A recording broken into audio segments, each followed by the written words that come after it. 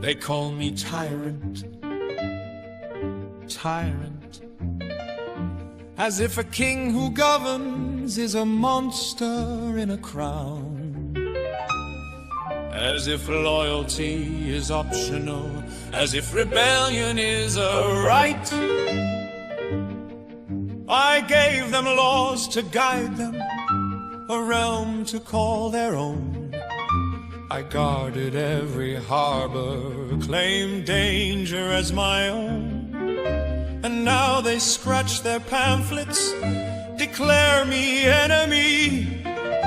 My children turn against me and dare call themselves free. A monarch bears a burden that subjects never see. They take the peace I purchase and call it tyranny. Hour 3 of this Tuesday morning on Bill Mick Live. Headline at BillMick.com. The Modesto Days. Of course, Dave Bowman, that's where he and I got acquainted. And before we get to Dave Does History, Dave, just a couple of things we didn't really get a mention as we talked about the Modesto Days. That Bill Mick Live logo that we see prominently on Dave's screen as this thing is being recorded, created by Dave Bowman. Nice job, Dave. That's just going to stay that way, you know? Yeah, it's just another one of my myriad of talents. It is. By the way, I did a 25th anniversary one too. So yeah, and that was pretty cool. I've got a copy of it too. So thank you very much. That's kind of neat. Might have that printed up one of these days and say, hey, let's just throw this around somewhere. But nonetheless, we'll get to more of your roasts tomorrow on the show. Today, we are going to focus for the rest of the day on Dave Does History. And Dave, we're looking at the perfect villain for the American Revolution. And let's define perfect villain as we get started, huh? That's an interesting thing, isn't it? Because what makes a perfect villain? If you're talking about literature or film or those kinds of things, it's hard to put a finger on. We all have our favorite villains, Snidely Whiplash, or whatever. Darth Vader, Khan. Yeah. But even those villains, they're not perfect villains. Darth Vader's a great example. Darth Vader is not the perfect villain because he knows that he's the bad guy. The perfect villain is someone who not only doesn't know that he's the bad guy. That's one of my favorite movies, Falling Down with Michael Douglas. That's the last line in the movie. Wait, I'm the bad guy? How did that happen? Yeah. He not only doesn't know that he's the bad guy, he or she or it think that they're the good guy, that they're the ones that are right. That's what makes a really perfect villain. And that's why when we look at the American Revolution and the Declaration of Independence, it's so important from our viewpoint to really, I don't like the word, but denigrate, but really make George III not just the bad guy, but he is villainous. He is evil. If you look at George III in our history, there's nobody in our world on this side of the Atlantic that looks at George III and thinks, yeah, he was a good guy. That's not the way the rest of the world sees him, by the way. There's a historical parallel to this in Herod the Great. Herod the Great, if you ask most Americans what they think of Herod the Great, what do they go to? They go he killed to Jesus. He didn't kill Jesus, but he tried to. He wanted to. He killed a bunch of other babies, right? I mean, yeah. And yet that literally comes from a few verses in one chapter of one gospel. That's where your entire viewpoint of him comes from. History sees Herod the Great much differently. Herod the Great, while the Jews didn't necessarily like him, they respected him. And in fact, in the Talmud it says, you have never seen a beautiful building until you've seen the building, the temple that Herod built. That's how much they regard him. Most people don't recognize this, but Herod the Great was a contemporary of Octavian, Cleopatra, and Mark Antony. He was deeply involved in that little conflict between those. You've all seen Cleopatra, I hope, or read Shakespeare. And because of geography, Herod the Great was actually on the side of Antony and Cleopatra, who, by the way, lost. to Octavian, who you know as Augustus Caesar. And you'll notice that Herod the Great, unlike Mark Antony and Cleopatra, didn't die. He didn't lose his job. He actually got in a boat, sailed to Rome, and said to Augustus, to Caesar, Octavian, look, don't worry about whose friend I was. Look at how good of a friend I was to them, and I can be just as good of a friend to you. And Octavian said, you're right, go back and keep being king of over there. So he was a good politician. He's a good politician. Yeah. And he never saw himself as the bad guy. He always saw himself as being the best of what he was trying to be. And this is what you're looking for in a villain. This is why King George III doesn't see himself as a tyrant, even though we're trying to portray him as we keep using that word, tyrant, tyranny. He really, we're told that that really chafed him, because he doesn't see himself as a tyrant. He sees himself as being a responsible king. He's holding together a very fragile empire. He sees himself as very serious. George III always saw himself as being very dutiful to his job, very serious about it. He viewed the crown as a profound obligation, not just a privilege. He was keenly aware of the heavy responsibilities that he had, and he was committed to order, which he believed stability was the ultimate virtue for a fragile global empire. This is not the caricature that most people expect, and this is not the person that we think we know. And we learn more when we continue in 60 seconds on WMMB.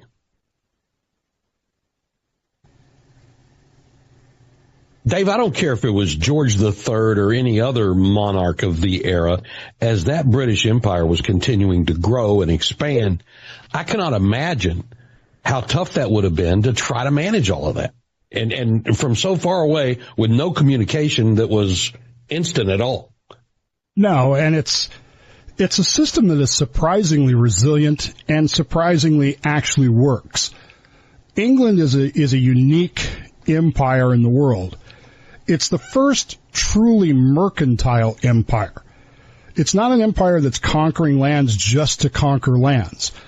They're conquering places or taking over places to make money. And everything in the English idealism here is about how do we control trade.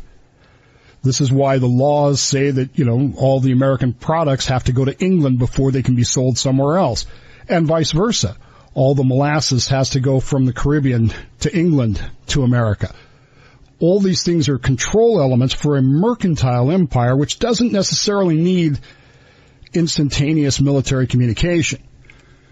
By the end of the French and Indian War in 1763, and George comes to the throne in 1760, the very first thing he does when he comes to the throne is he does away with a council, a special private council that his grandfather, George II, had that helped him manage colonial affairs in America. He immediately dismisses all of those people. So his very first action seems to be, I'm going to take over the colonies and run them my way. But what he has found is he is now the nation is deeply in debt. We've talked about how much debt the English had. He's trying to manage a global empire. And from his perspective, where he is sitting in London, he is seeing an empire that's being protected by his troops, his navy, his will. And he's having to manage this debt and this global empire. He looks across the ocean and he sees these colonies which are prosperous. By all measurement, the American colonies were prosperous. But in his mind, they're not paying their fair share of this whole thing. Parliament is actually the people that set the policies. They actually pass the laws, but it's the king that has to actually enforce them. And this is a little bit different than the way things are done back in England. The colonies are not subject to some elements of the English Constitution. They are more direct ruled by the king than by Parliament. The British public are looking at this going, wait, these colonies aren't paying a lot of taxes. We are. We're being crushed, significantly higher taxes. The merchants, the people in London and in England itself are very suspicious of the colonials, the American colonials, and the fact that they're just not paying what we are paying. But they're also getting more government than we're getting. There's also this belief in parliamentary supremacy, that what Parliament says is absolute.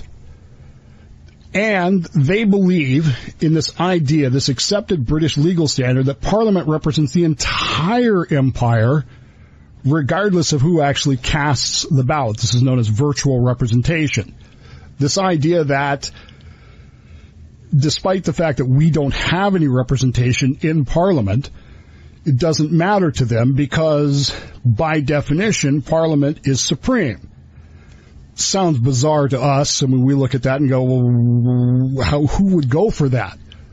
But in the 1760s and into the 1770s, this isn't just an accepted system. This is a system that is well understood and, for all practical purposes, is working. So what causes this whole thing to start breaking down?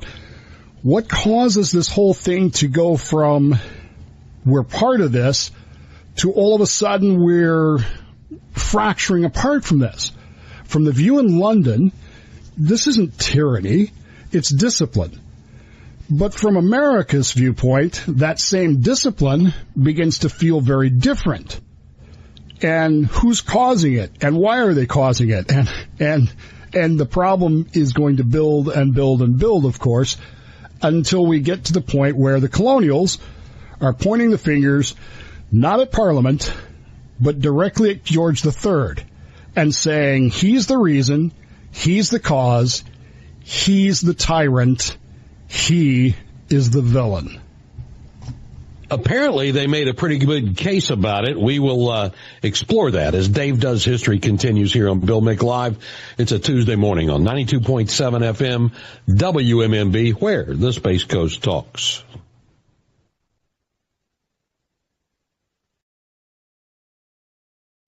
This is Dave Does History on Bill Mick Live. Nice to have you along with us on a Tuesday morning, and this is what we always do on Tuesdays. Dave Does History, looking at the perfect villain, and the king doesn't see himself that way. Pretty sure the Brits don't see him that way. Not even all of the colonials see him that way, but yet that image is being painted. Dave, how do they put this all together, my friend? That's an interesting idea, isn't it? That a lot of the colonials, about a third of the colonials, remain loyalists, Tories. They don't see it in this way. And that's Thomas Paine's idea. You've had this king for so long that you've just accepted it as reality. You've never really thought about it. But there you go. Of course, the British never will accept this. Even in recent years, this book, see how thick that is. It's called The Last King of America, and it's a biography of George III, The Misunderstood Reign of George III by Andrew Roberts. It's a fascinating book, but I will tell you that it is definitely written from an English perspective, and it doesn't see things the way you see them or I see them, and it ridicules American ideals as being insane. I mean, clearly the king wasn't these things. But we weren't just complaining about King George III. We began to construct a case that King George III was, in fact, a tyrant. By 1776, and we've covered all of the things that developed in there, so I'm not going to rehash all that. It's important to understand that this whole thing is not about taxes. The king keeps coming back to you're not paying your fair share. We keep trying to explain to him this is not about taxation. The whole thing with the Boston Tea Party, because you'll get people today who will say, well, they were stupid for doing that because that tea was cheaper than the smuggled tea they were drinking. We understand that. It's not about the taxes. It's about the power and whether or not that power has limits. We're not just complaining about our wallets. We're constructing a fundamental legal case that power must have boundaries.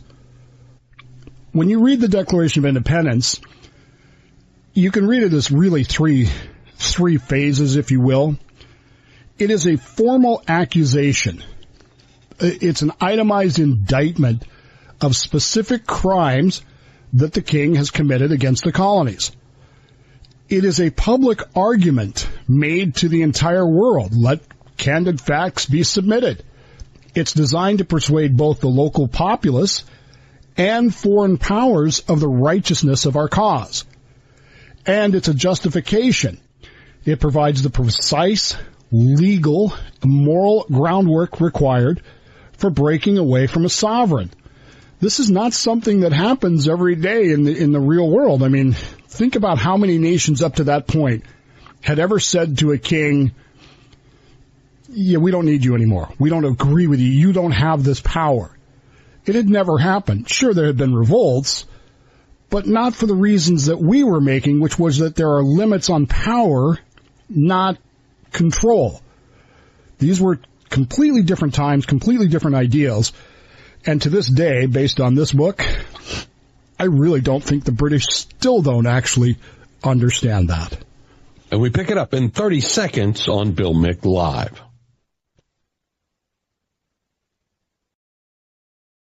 So, Dave, as you've been telling us throughout this Liberty 250 series, this is building a case, and it's a justification for what's going on here, and they've got to make the idea catch. They've got to market this idea is what they've got to do. In a lot of ways, yeah. It's a very long train of abuses, as Jefferson will write. This is not just one disagreement. It's about the idea that power must have limits, and most importantly, power must have the consent of the governed.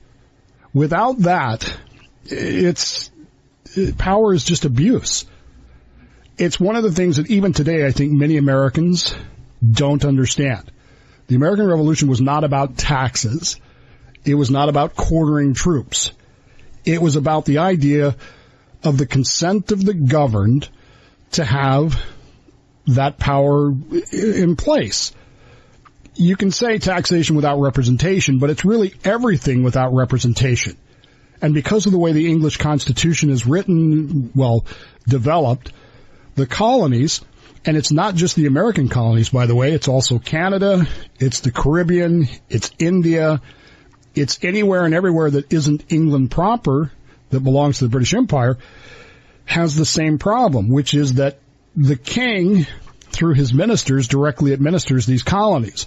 Parliament sets the rules, but the king is actually in charge of it. But it's not one act. As I said, it's a long train of abuses.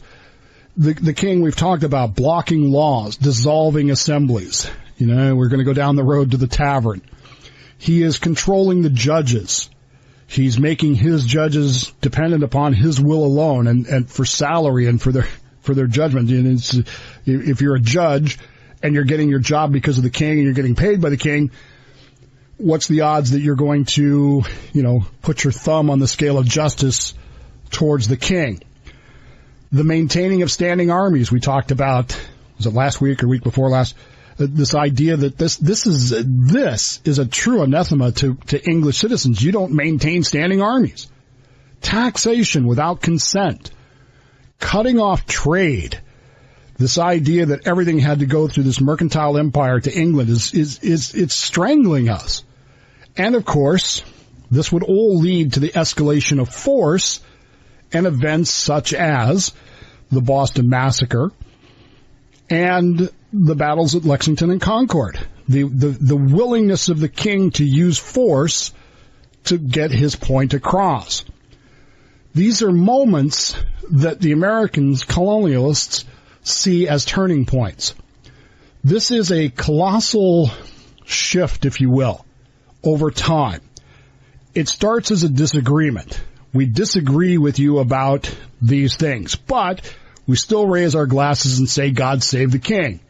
We still believe in the system of government that we have, and this is something that is remarkable, that this British system still works into the 1770s, and people aren't convinced of that it doesn't. we might debate specific taxes, maybe duties, but we do so within the framework of the government as it's established. But that leads to distrust, which is based in the idea that the leaders that are being inflicted on America are malicious. The Crown actively wants to punish the colonies. We begin to believe that the Crown is actually trying to, punish us for disagreeing with how things are going, with how they're trying to do things. And that leads to this concept then that we're going to make an accusation. Your system is dangerous. It's the realization that the structure itself is designed to oppress us. Much as James II had put into place, you have this long train of abuses leading to the idea that what you are actually trying to do is destroy us. You're trying to oppress us.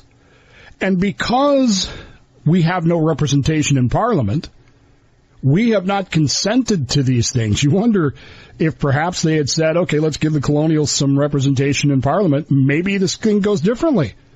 But they didn't, because the king was not about to give up that authority, that power, that belief that what he was doing was the right thing to do. He understood that he was the right guy. But that led to that accusation, which is written down on those pages of the Declaration of Independence, calling King George III a tyrant. Well, as you said, Dave, they tried to handle this as British citizens, and they got frustrated when that wasn't working, and it leads us where we go next on WMMB.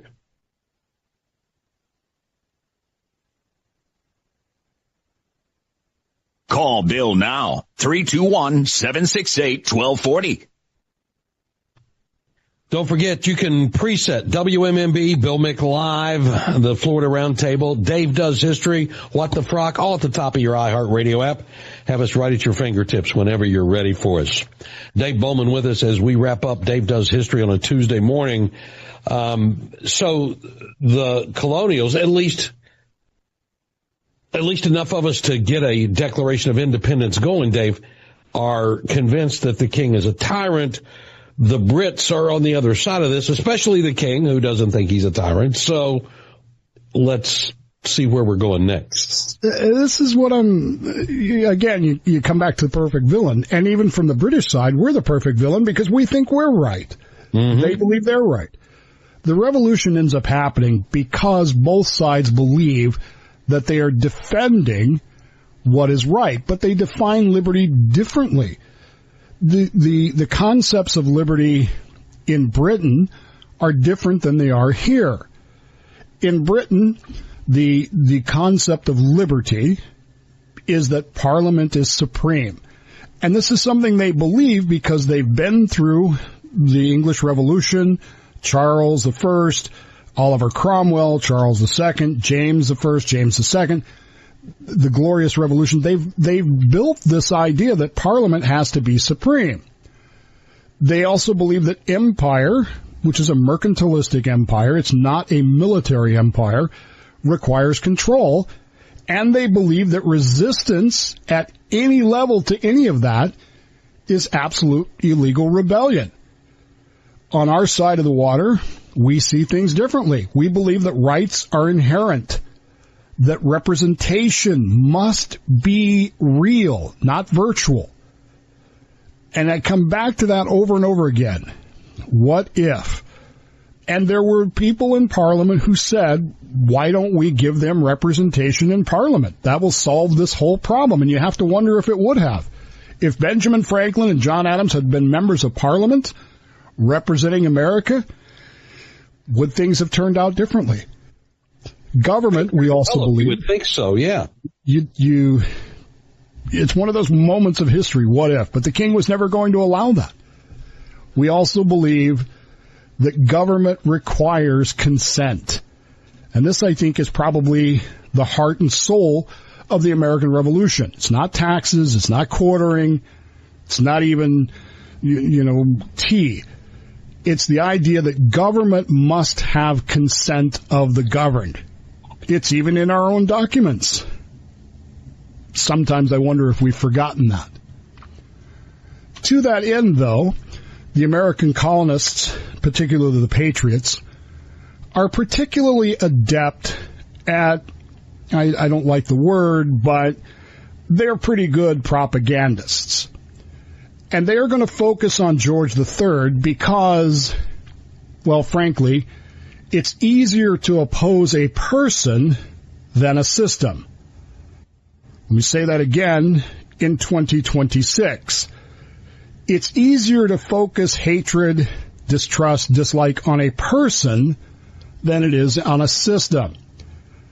In their minds, that turns politics into a moral struggle, and that provides a unification that you wouldn't necessarily have. There's a psychological element to this. The person is infinitely easier to oppose than the entire system, which we seem to like. It's theatrical. It transforms dry tax politics into an epic good versus evil moral struggle. And it's strategic. A single hated face unifies disparate, squabbling colonies and unites them into one. George III believes that he is preserving order. The colonists believe that they're defending liberty.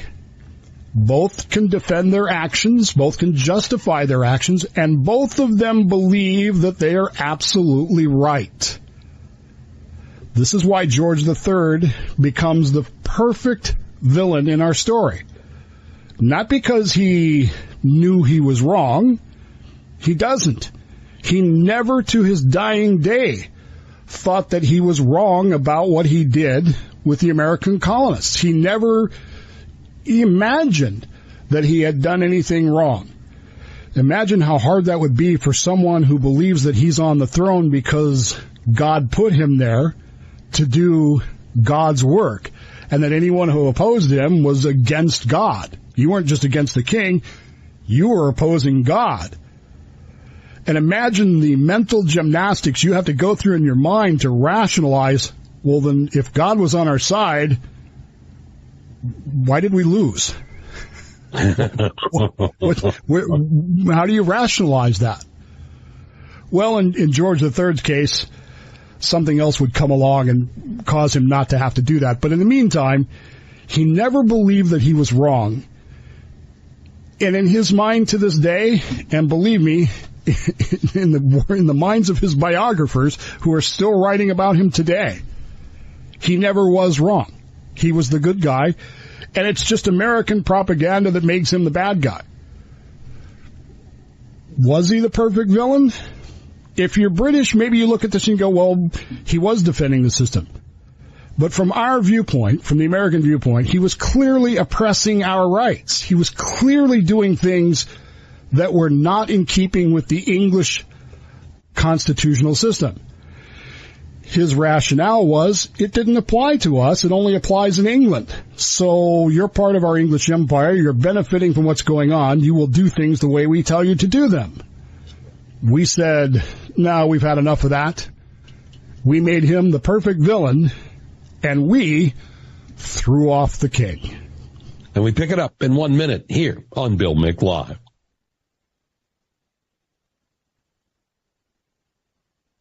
Three, 321-768-1240 if you want in as we wrap up Dave Does History on this Tuesday morning.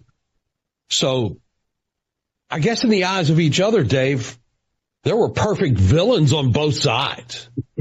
In so many ways. Of course, the British never saw us as perfect villains. They just saw us as bad guys, particularly the Patriots, and particularly the king. He had nothing good to say about the American Patriots. In fact, one of his letters that he writes to his ministers is that any means of distressing America must meet with my consent, which is a sentence that you read today and you go, well, it doesn't really sound that vicious. But that, to me, take all the other stuff, if you're willing to go to any means, basically he was saying everything's on the table, there's nothing we won't do to cause America pain, to destroy the Americans, it meets my concurrence in advance. That is the mark of a tyrant. That is the mark of someone who is willing to go beyond the bounds of power to achieve his goals. King George III is an interesting, much like Herod the Great, he suffers from a malady.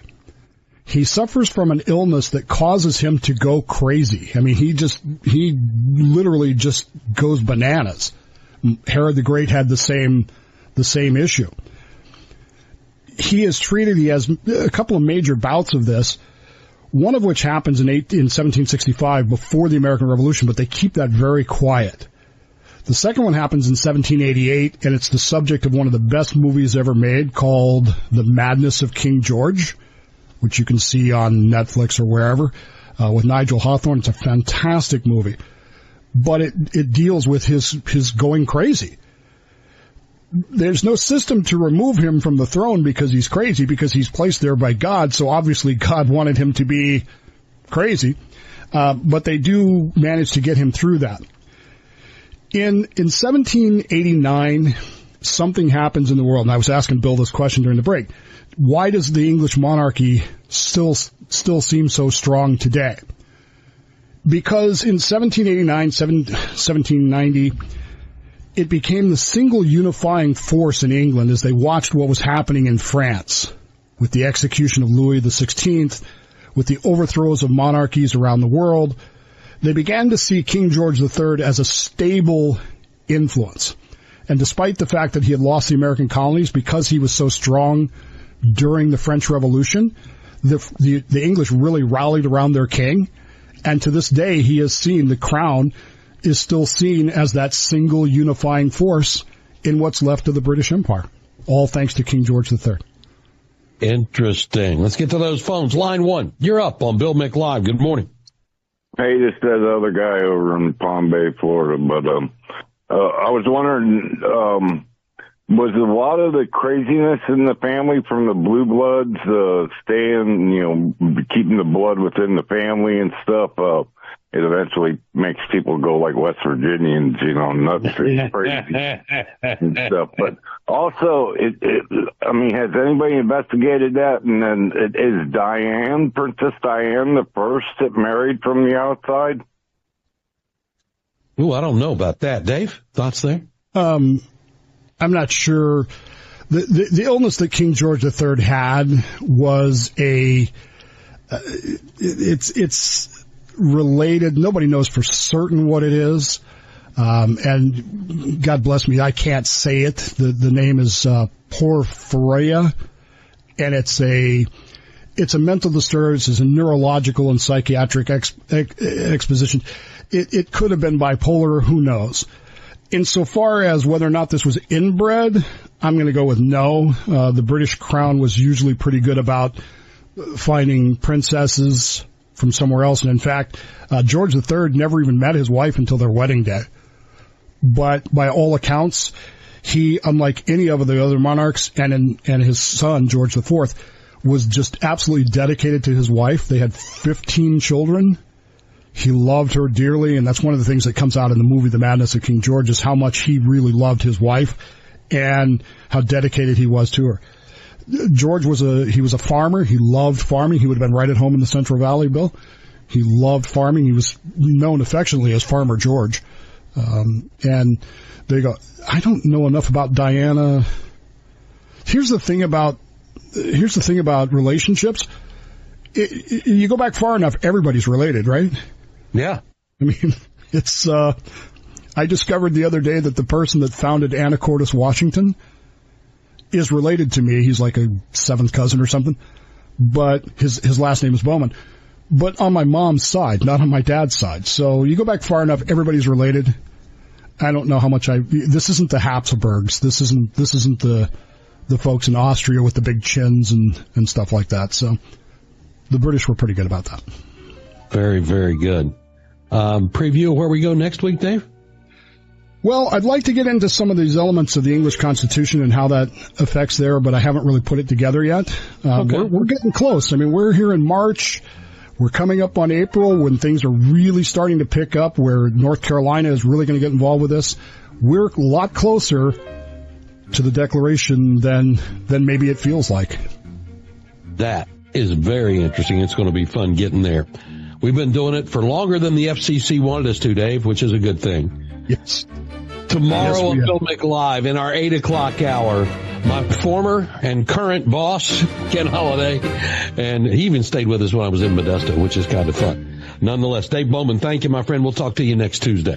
See you then. They brand my duty despotism, my caution iron rule. They twist my every action to paint me harsh and cruel. But order is not oppression, it's the price of loyalty.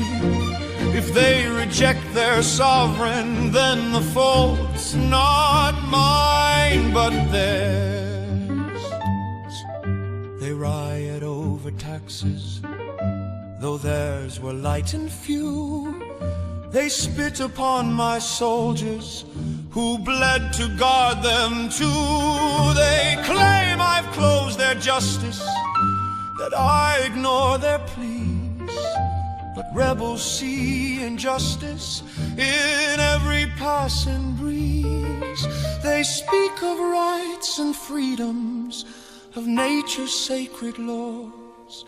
But treason wrapped in rhetoric is treason all the same.